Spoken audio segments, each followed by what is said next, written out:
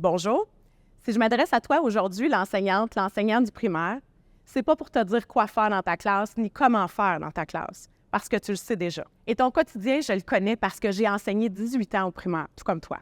Maintenant, chez Desjardins, moi, Joanie Cusson, toujours à cœur l'éducation des jeunes, je participe au développement des programmes éducatifs, dont la caisse scolaire. La caisse scolaire, c'est plus que la petite enveloppe. Mon objectif, c'est plutôt de te faire réaliser à toi, Madame Amélie, à toi, Monsieur Simon, que le lien privilégié que tu as développé avec tes élèves depuis le début de l'année, que la confiance que tu as établie avec eux, tu peux avoir un impact significatif sur leur avenir, même pour les finances. Est-ce que tu y avais déjà pensé? Pourquoi parler de finances au juste? Tu vas me dire que ça ne fait pas partie du programme, que ça exige des connaissances, de la conception. Tu as raison. Je sais que tu manges sur le coin de la table sur l'heure du dîner en découpant des cartes à tâches. Je sais qu'à la récréation, tu cherches la mitaine du petit Félix qui l'a perdu. Je sais aussi que tu règles le conflit souvent entre Maëlie et Juliette pour une xème fois. Mais aujourd'hui, plus que jamais, collectivement, c'est important d'aborder le sujet des finances en classe. Enseigner la biologie marine, c'est pertinent, c'est intéressant. Mais combien d'élèves vont réutiliser ces connaissances-là plus tard? Gérer son argent, tous devront le faire. Il existe plusieurs raisons pourquoi parler de finances, je t'en nomme 3. Le contexte économique actuel, les préoccupations des parents envers l'avenir de leurs enfants, les inquiétudes eux-mêmes des jeunes envers leur avenir, la hausse des coûts. La deuxième raison, c'est les résultats des sondages qui démontrent un faible taux de littératie financière. La troisième raison, c'est le développement des fonctions exécutives en bas âge.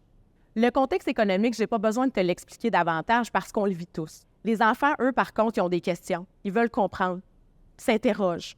Pourquoi ça coûte plus cher? C'est quoi ça, l'inflation? C'est quoi la surconsommation? Pourquoi moi, je paie un loyer, mon ami, non? Ça vient d'où l'argent? Ces questions, ils comportent des notions qui sont souvent abstraites pour les jeunes. Ils ont besoin d'explications, ils ont besoin de comprendre de façon simple. Juste d'expliquer, ça peut permettre d'éliminer un certain stress face à une incompréhension. Pour cela, la caisse scolaire a des capsules vidéo, des articles, des outils qui peuvent aider à expliquer, qui s'intègrent en plus très bien dans ton contexte de classe. Surtout parce que tu utilises des situations du quotidien pour enseigner. Parce que tes idées de projet partent souvent des questions que les enfants se posent.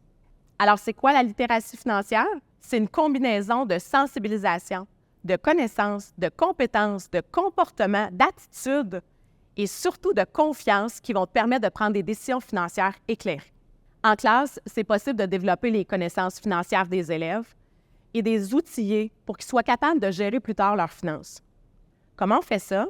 Tout simplement en abordant des notions de finances qui collent au concept de base des mathématiques, comme l'accumulation, la collection, le troc, les calculs, les taxes, ou encore en instaurant un système d'émulation avec de l'argent scolaire.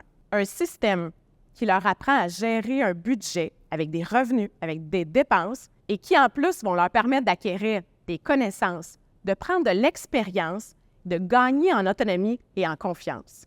La confiance en ses capacités joue un rôle important parce que c'est ce qui fait que tu vas être en mesure de prendre des décisions, se fixer des objectifs et les atteindre. Cette confiance, elle vient avec de la pratique et avec un accompagnement, et c'est ce que tu fais en classe. Au préscolaire et au primaire, c'est le moment parfait pour apprendre sur les notions de la finance parce que les enfants développent leurs fonctions exécutives. C'est en bas âge qu'elles sont malléables. Les fonctions exécutives ont un impact considérable sur les comportements financiers à l'âge adulte. Il existe plusieurs fonctions exécutives, j'en aborde 3. La première, c'est l'inhibition. L'inhibition, c'est la capacité de mettre un frein aux actions, c'est la capacité de faire une tâche malgré les distractions autour. Aujourd'hui, c'est le petit Félix qui essaie de terminer son travail en classe pendant que les autres ont terminé et qui s'en vont vers les ateliers. Plus tard, c'est lui permettre de rester concentré sur un objectif d'épargne en n'étant pas tenté par l'opportunité de voyage qui se présente. La deuxième, c'est la mémoire de travail. La mémoire de travail, c'est la capacité de retenir l'information, d'y réfléchir, de l'intégrer à une nouvelle information. Aujourd'hui, c'est aider Rosalie avec ses tables pour qu'elle puisse réussir et calculer adéquatement dans une résolution de problème. Plus tard, c'est encore de calculer, mais cette fois-ci, pour trouver la meilleure solution.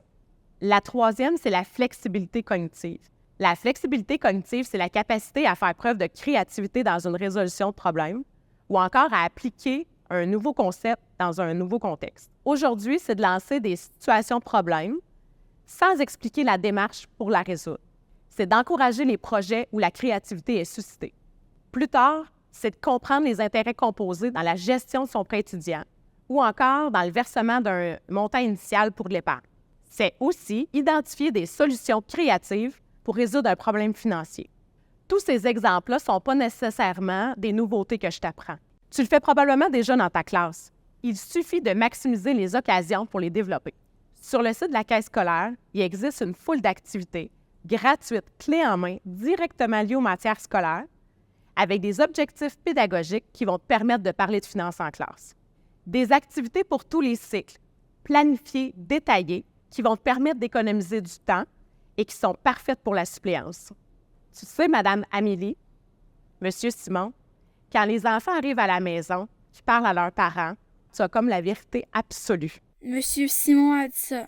Madame Amélie a dit que ça se faisait comme ça. Tu occupes une grande place dans la vie de ces enfants-là. Tu es important, tu es un modèle pour eux. Certains parents n'ont pas les connaissances ou les capacités nécessaires pour accompagner leurs enfants dans leur apprentissage. Ils transmettent parfois de façon inconsciente des comportements financiers inadaptés, comme l'accumulation de dettes, les retards de paiement, les dépenses excessives. L'éducation financière prend tout son sens ici et le contact avec d'autres modèles aussi. On a tous un coup de pouce collectif à donner pour aider les jeunes à développer des habitudes financières durables, les aider à pouvoir gérer leurs finances au quotidien et à réaliser leurs ambitions. Mais toi, Madame Amélie, Monsieur Simon, encore plus que nous, tu es dans le feu de l'action. Tu bénéficies d'un lien privilégié avec les élèves pour le faire. Alors voilà pourquoi parler finances dans ta classe. Je t'invite à consulter les outils de la Caisse scolaire et qui sait, peut-être éveiller un intérêt.